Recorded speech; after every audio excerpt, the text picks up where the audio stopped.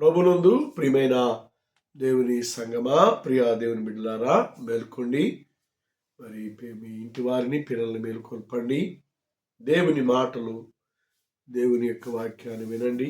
ఆత్మీయ మేలు దీవెనలు పొందాలని ప్రభు పేరట, ప్రభు నామములో మనం చేస్తున్నాను. బాగున్నారా? అందరికీ వందనాలు చెల్లిస్తా ఉన్నాం. పిల్లరా, మరి క్రిస్మస్ పండుగ దినాలలో శ్రేష్టమైన మాటను మనం జ్ఞాపకం చేస్తూ మాట్లాడుతున్నాం. ఏలయనగా మనకు శిశువు పుట్టెను, మనకు కుమారుడు అనుగ్రహించబడెను. పిల్లరా, మనకు శిశువు పుట్టెను, మనకు కుమారుడు అనుగ్రహింపబడెను. చాలా శ్రేష్టమైన మాట. తండ్రిని దేవుడు కుమారుడైన యేసుక్రీస్తు వారిని లోకములోనికి పంపించడానికి ఎందుకు ఆయన ఇష్టపడ్డాడు అంటే, ఆయన స్వహస్తాలతో సృష్టించినటువంటి మనుషుడు దారి తప్పిపోయారు, దేవుని మార్గాన్ని విడిచారు, దేవుని చిత్తాన్ని వ్యతిరేకించి వారు జీవిస్తున్నారు. కాబట్టే దేవుడు ఆయన పోలికలో ఉన్న మనుషులు పాపములో మరణించుట ఇష్టము కాదు గనుకనే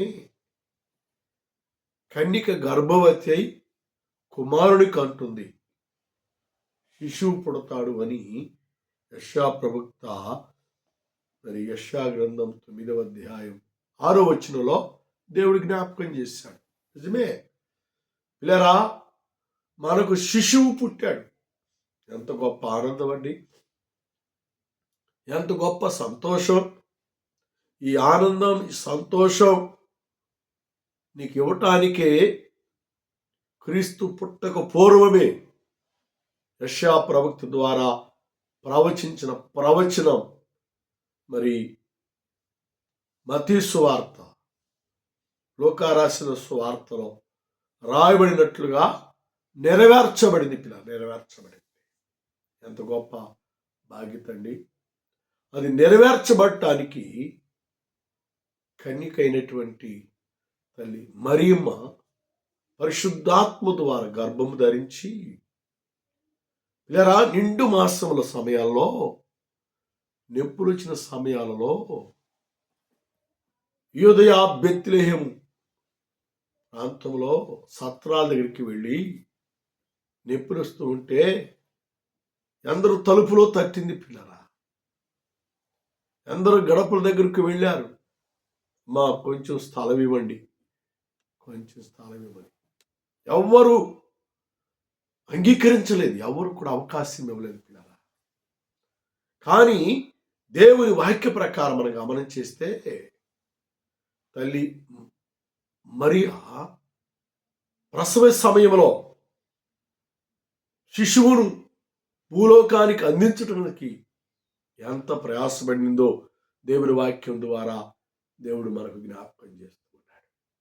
పిల్లరా, ఎవ్వరు సత్రములో అవకాశం ఈనందున పశువుల పాకలో, పశువుల తొట్టిలో ఆమె ప్రసవించినట్లుగా దైవ గ్రంథం ద్వారా దేవుడు మనకు తెలియజేస్తున్నాడు. బాబు, యేసు క్రీస్తు వారిని లోకములో పంపించుట నిమిత్తమై తండ్రిని దేవుడు గొప్ప ప్రణాళికను దేవుడు సిద్ధపరిచాడు. ఎందుకు తెలుసా? నువ్వు రక్షించబడాలని, నువ్వు దేవుని వాక్య ప్రకారమైనటువంటి మారు మనస్సు పొందాలని, బాబు నీవు దేవుని దగ్గరికి రావాలని, దేవుణ్ణి నీ సొంత రక్షకునిగా అంగీకరించాలని ఒక గొప్ప ఆత్మ సంబంధమైన ప్రణాళిక ద్వారా తండ్రి అనే దేవుడు శిశువు రూపంలో తన కుమారుని లోకానికి పంపించాడు. ఎవరైతే ఆయనను రక్షకునిగా, విమోచకుడుగా, ప్రాణనాథుడిగా, ఆయనను కుమారుడుగా అంగీకరిస్తారో వారే నిజమైన క్రిస్మస్ను జరుపుకుంటారు. వారే ఆనందకరమైన క్రిస్మస్ను జరుపుకుంటారు. వారే మేలుకరమైన క్రిస్మస్లో వారు జన్మించబడతారు అని దేవుని వాక్యము ద్వారా దేవుడు మనకు జ్ఞాపకం చేస్తున్నాడు. లేరా, క్రీస్తు పుట్టుకను ఈరోజు ప్రజలు చాలా సంతోషకరముగా జరుపుకోవడానికి ఆచార సంబంధమైన క్రిస్మస్గా మార్చుకుంటున్నారు. లోకంలో చాలామంది చెప్పే ఒక సామెత ఒకటి ఉంది. స్టార్ అయితే పెడుతున్నారు, కింద బారు మాత్రం మర్చిపోవట్లేదు, బారు తీసేయట్లేదు. స్టారును ఆధారం చేసుకొని బారుకు అనగా లోక సంబంధమైన మద్యానికి, మత్తు పదార్థాలకు అలవాటుపడి శిశువును, మనకు లోక రక్షకుడైన యేసుక్రీస్తు వారి జన్మమును మర్చిపోయి ప్రవర్తిస్తున్నారు. అలా చేస్తే అది నిజ క్రిస్మస్ కాదు, అది ఆనందకరమైన క్రిస్మస్ కాదు, అది సంతోషకరమైన క్రిస్మస్ కాదు. ఆనందకరమైన, సంతోషకరమైన శుభవర్తమానముతో కూడిన క్రిస్మస్ను నువ్వు జరుపుకోవాలి అంటే సత్ర ప్రజలు పిల్లరా నిర్మోహటముగా తలుపులు వేసినట్లుగా నువ్వు అలా ప్రవర్తించకూడదు. నీ హృదయం అనే తలుపును నువ్వు తీసినట్లయితే, వాక్యమైన కుమారుడైన యేసుక్రీస్తు వారిని నీ హృదయంలోనికి ఆహ్వానించగలిగితే అదే నిజమైన క్రిస్మస్, అదే ఆనందకరమైన క్రిస్మస్, అదే మహిమకరమైనటువంటి క్రిస్మస్. అది నువ్వు జరుపుకోవాలి అంటే అదే మాట యెషయా గ్రంథం 9:6 అంటే, ఏలయనగా మనకు శిశువు పుట్టెను, మనకు కుమారుడు అనుగ్రహించెను. చూసారండి, మనకు శిశువు పుట్టెను, మనకు కుమారుడు అనుగ్రహించబడెను. లోకరాసిన సువార్తలో మనం గమనించేస్తే 2:11 చాలా అద్భుతమైన మాటను దేవుడు మనకు తెలియజేస్తూ ఉంటాడు. చాలా అద్భుతమైన మాటను దేవుడు మనకు జ్ఞాపకం చేస్తూ ఉంటాడు. 2వ అధ్యాయం 11 మనకు జ్ఞాపకం చేస్తే చాలా చాలా శ్రేష్టమైన మాట. దావీదు పట్టణమందు నేడు రక్షకుడు మీకు పుట్టి ఉన్నాడు, ఈయన ప్రభువైన క్రీస్తు. దావీదు పట్టణమనందు మీ కొరకు రక్షకుడు పుట్టాడు. చూచారా, ప్రవక్తకు యెషయా ద్వారా ప్రవచించిన ప్రవచనం కొత్త నిబంధనలో లోకాసు వార్తలో దేవుడు నెరవేర్చడానికి దేవుడు ఇష్టపడి నెరవేర్చాడు. పిల్లల రక్షకుడు అమ్మ బాబు నేడే ఆమేన్ హల్లెలూయా. ఎప్పుడు చదువుకున్నా ఇది నేడే, ఎప్పుడు వాక్యమును ధ్యానం చేసినా నేడే. రక్షకుడు నీ కొరకు బాబు ఎవరు అంటే శ్రేష్టమైన మాట దేవుడు జ్ఞాపకం చేస్తున్నాడు. ఒక రాసిన సువార్త 19వ అధ్యాయంలో మనం గమనించేస్తే, నశించిన దానిని వెతికి రక్షించడానికి మనిషి కుమారుడు ఈ లోకంలో జన్మించాడు. నిన్ను రక్షించాలి, నీకు నిజమైన క్రిస్మస్నివ్వాలి, ఆనందకరమైన క్రిస్మస్నివ్వాలి, వాక్య సంబంధమైన క్రిస్మస్నివ్వాలి, ఆనందదాయకమైన క్రిస్మస్నివ్వాలి, మేలు కలిగించే క్రిస్మస్నివ్వాలి, నీ కుటుంబంలో ఆనందమును విరజిమ్మే క్రిస్మస్ను ఇవ్వాలని లోక రక్షకుడు మన కొరకు పుట్టాడు. దేవునికి స్తోత్రం హల్లెలూయా. అమ్మా, లోకాన్నే రక్షించగలిగిన సమర్థత కలిగిన వాడు శిశువు రూపంలో, కుమారుని రూపంలో మన కొరకు జన్మించాడు. సరే, ఆ వాక్యం యందు విశ్వాసం ఉంచితే, ఆ వాక్యం యందు నమ్మిక ఉంచితే, ఆ వాక్యమును నీ హృదయంలోకి ఆహ్వానిస్తే ఈ వాక్యము నిన్ను రక్షిస్తుంది. యోహాను సువార్త 1వ అధ్యాయం 1 అంటాడు, ఆది యందు వాక్యముండెను, వాక్యము దేవుని యొద్ద ఉండెను, వాక్యమే దేవుడై ఉన్నాడు, వాక్యమే కుమారుడు. ఈరోజు నీతో మాట్లాడుతున్నాడు కుమారుడు. సహోదరి, సహోదరా, ప్రియ అన్న, ప్రియ తమ్ముడా, ప్రియ అక్క, ప్రియ చెల్లి, చేతులు జోడించి ప్రభు నామములో నేను మీకు మనవి చేస్తున్నాను. కుమారుడు మనలను రక్షించు నిమిత్తమై లోకములు జన్మించాడు. అందుకనే ఈ క్రిస్మస్ పండుగ ప్రపంచ దేశాలకు సంతోషకరమైన పండుగ, ప్రపంచ దేశాలకు ఆశీర్వాదకరమైన పండుగ, ప్రపంచ దేశాలకు దీవెనకరమైన పండుగ. ఆ పండుగ నిజమైన క్రిస్మస్ జరుపుకోవాలి.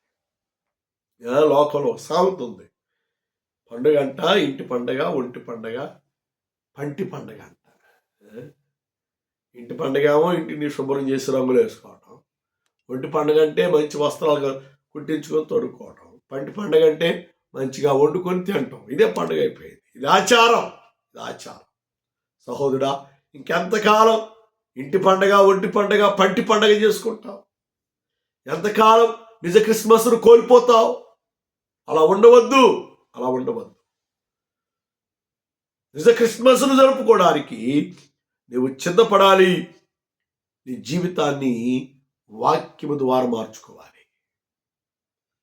వాక్యమైన దేవుని ద్వారా నీ స్థితిగతులన్నీ మార్చబడాలి. నీ పరిస్థితులన్నీ మార్చబడాలి. ఆత్మీయతలో, భక్తిలో, విశ్వాసములో నువ్వు మలచబడితే అది నిజమైన క్రిస్మస్. అదే ఆనందకరమైన క్రిస్మస్. అదే సంతోషకరమైన క్రిస్మస్. అదే మహిమకరమైనటువంటి క్రిస్మస్. హల్లెలూయా. కాబట్టి ప్రభునందు పిల్లరా, మనము మన కొరకు తండ్రి అయిన దేవుడు శిశువును, కుమారుని అనుగ్రహించాడు. నేడు దావీదు పట్టణమునందు మీ కొరకు రక్షకుడు పుట్టి ఉన్నాడు. రక్షకుడు మీ కొరకు ఉదయించాడు పిల్లరా.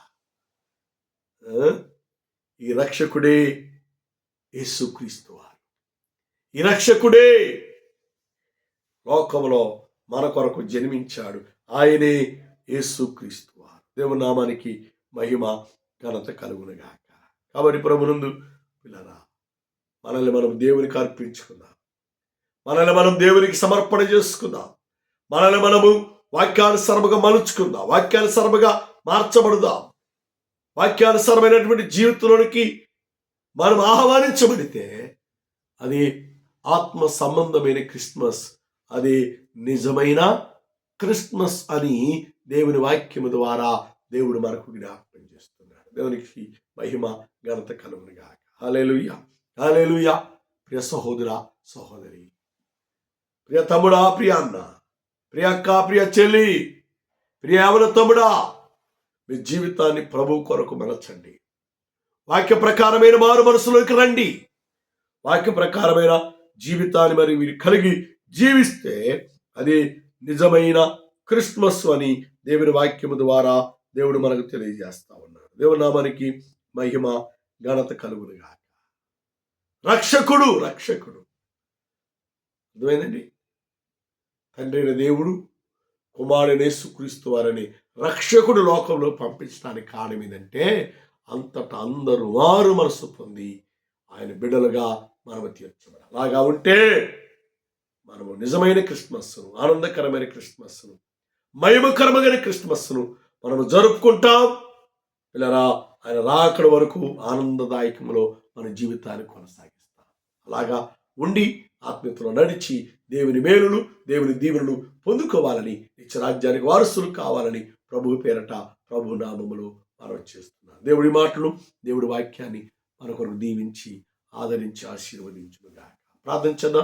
కృపామయుడ, ప్రేమికుల మా తండ్రి, ఇంతవరకు నీ వాక్యము ద్వారా, నీ మాటల ద్వారా మీరు మాతో మాట్లాడా.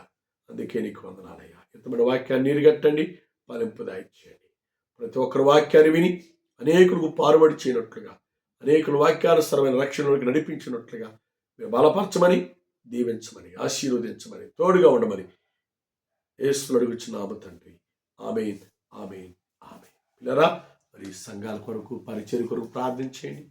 మరి ప్రపంచంలో మరి క్రిస్మస్ వేడుకలు జరుపుకుంటూ ఉన్నారు. పండుగ దినాల్లో ఎవ్వరు ఏ శోధనలకు, బాధలకు, ఇరుకులకు, ఇబ్బందులకు, బలహీనతల గురించి కాకుండా అందరికీ మంచి ఆరోగ్యం, మంచి శక్తిని, బలమును దేవుడు దయచేసి అందరి కుటుంబాలలో ఈ నిజ క్రిస్మస్ యొక్క ఆనందాన్ని, సంతోషాన్ని దేవుడు కలుగు చేసి దీవించి ఆదరించి ఆశీర్వదించుగాక. పరిచర్యల కొరకు ప్రార్థించేయండి. సంఘాల కొరకు ప్రార్థించేయండి. దేవుడు మిమ్మల్ని, మీ కుటుంబాలను దేవుడు దీవించి పండుగ దినాలలో దేవుడు మిమ్మల్ని కాచి కాపాడుగాక. ఆమేన్. తండ్రి దయ, కుమారుడి ప్రేమ, పరిశుద్ధాత్మ సహవాస సంబంధము ప్రార్థించిన ప్రతి శమనకును కూడిన మనందరికీ యూట్యూబ్ ద్వారా దేవుని వాక్యం వింటున్నటువంటి కుటుంబ సభ్యులందరికీ ఆ రాకడ తోడి నడిపించి దీవించి సంరక్షించి ఆశీర్వదించి బలపరచును గాక. ఆమేన్, ఆమేన్, ఆమేన్. వందనాలు.